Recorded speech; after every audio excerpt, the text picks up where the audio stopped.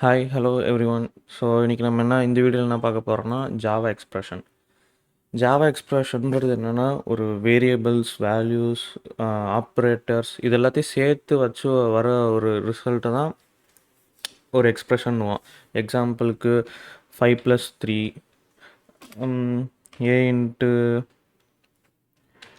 Into B இது எல்லாமே ஒரு எக்ஸ்பிரஷன் தான்.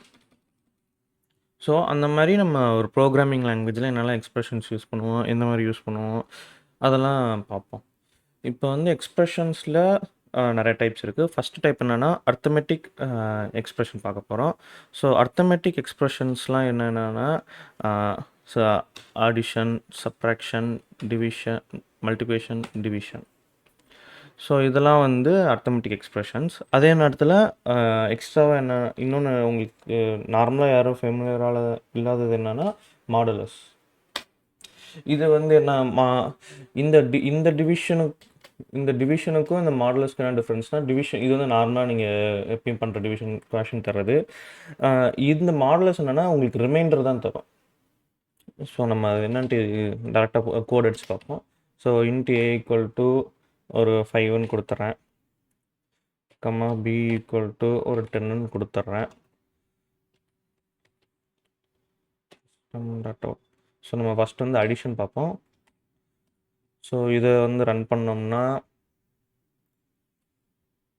நம்மளுக்கு ரெண்டு வேரியபிள்ஸ் ஆட் ஆகி 10ன்னு வந்துடுது, 15ன்னு வந்துடுது. அடுத்து மல்டிப்ளிகேஷன் பண்ணி பார்ப்போம். ஸோ இப்படி பண்ணுறப்ப 15 வந்துடுது. ஸோ இப்போ நம்ம டிவிஷன் இது பண்ணுவோம். டிவைட் பண்ணால் நம்மளுக்கு என்ன வரும்? ஆக்சுவலாக இது இன்டீஜரில் இருக்கனால நம்மளுக்கு 0ன்னு காமிக்குது. நம்மளுக்கு அடுத்து 0க்கு அடுத்து பாயிண்ட்க்கு அடுத்துருக்க வேல்யூ காமிக்குது. இதே நீ டெசிமலாக இருந்துச்சுன்னா அது காமிக்குங்க. இது இப்போ டபுளாக மாற்றுவோம்.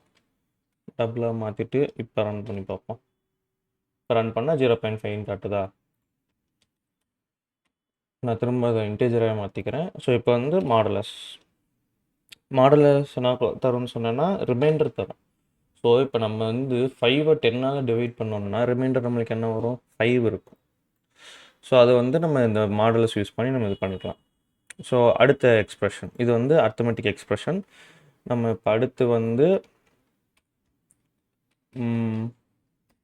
ரிலேஷனல் எக்ஸ்பிரஷன்ஸ் பற்றி பார்ப்போம்.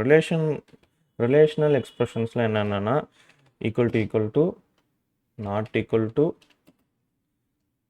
greater than less than greater than equal to less than equal to.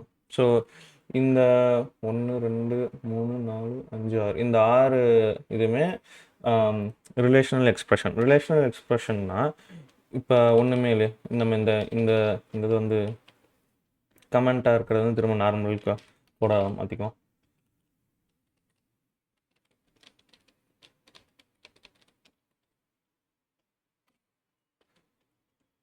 So இப்போ ஈக்குவல்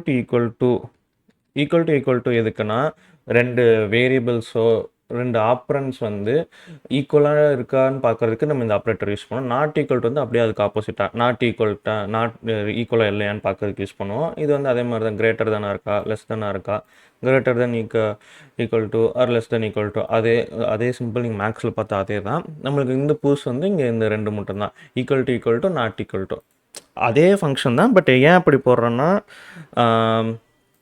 ஏன் நம்ம ஈக்குவல் டு போட்டு நாட் ஈக்குவல் ரெண்டு ஈக்குவல் சிம்பிள் ஏன் இங்கே போடுறோம், ஏன் ஒன்று போட இல்லைன்னா ஏன்னா நம்ம ஆல்ரெடி அசைன்மெண்ட்டுக்கு ஒரு ஈக்குவல் டு சிம்பிள் ஆல்ரெடி நம்ம எப்போயுமே யூஸ் பண்ணுவோம். ஸோ அதனால் நம்ம என்ன பண்ணுறோம்னா ரெண்டு ஈக்குவல் டு ரிலேஷனல் எக்ஸ்பிரஷன் இது பண்ணுறதுக்கு ரெண்டு ஈக்குவல் டு யூஸ் பண்ணுறோம். ஸோ அது எப்படின்னா இப்போ ஏ ஈக்குவல் டு பின்ட்டு செக் பண்ணுறோம். ஸோ செக் பண்ணோம்னா நம்மளுக்கு ஃபால்ஸ் வருது, ஏன்னா ஈக்குவலாக இல்லை. இது 5, அது 10. இதே நம்ம இந்த இடத்துல நாட் ஈக்குவல் டு கொடுத்தோம்னா ட்ரூ வரும், ஏன்னா அது நாட் ஈக்குவலாக தான் இருக்குது. ஸோ அது ட்ரூ. ஸோ அதே மாதிரி மற்றதும் இது பண்ணி பார்ப்போம். கிரேட்டர் தான்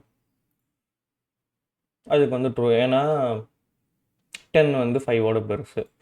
இப்போ இந்த ஈக்குவல் டு எடுத்தாலுமே ட்ரூன்னு தான் வரும், ஏன்னா still it is greater than A. So அடுத்து லாஜிக்கல் எக்ஸ்பிரஷன்ஸ் பார்ப்போம். லாஜிக்கல் எக்ஸ்பிரஷன்றது என்னென்னா மொத்தம் 3 லாஜிக்கல் எக்ஸ்பிரஷன்ஸ் இருக்குது. ஆர் அப்புறம் நாட். இந்த மூணுமே 3 லாஜிக்கல் எக்ஸ்பிரஷன். இது வந்து எப்படின்னா, நான் இப்போ ஒரு பூலியன் கிரியேட் பண்ணிக்கிறேன். பூலியன் ஃபர்ஸ்ட் ஆப்ரண்ட் வந்து ட்ரூன்னு வச்சுக்கிறேன்.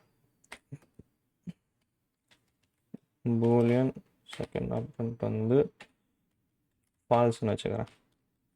இது வந்து எப்போனா ஒரு ரெண்டு வேரியபிள்ஸோ இல்லை 2 கண்டிஷன்ஸோ அது வந்து ட்ரூவாக ஃபால்ஸாக இருக்கிறத வச்சு நம்ம சர்டைன் ஆப்ரேஷன் பண்ணுறதுக்காக இதை நம்ம யூஸ் பண்ணுவோம்.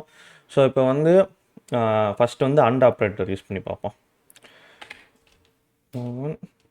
அண்ட் ஓட்டுன்னு கொடுப்போம். இந்த அண்ட் ஆப்ரேட்டர் வந்து லெஃப்ட் சைடில் இருக்கிறதும் ரைட் சைடில் இருக்கிற ரெண்டுமே ட்ரூவாக இருந்தால் மட்டும்தான் ட்ரூன்ட்டு நம்மளுக்கு அது வேல்யூ ரிட்டர்ன் பண்ணோம்.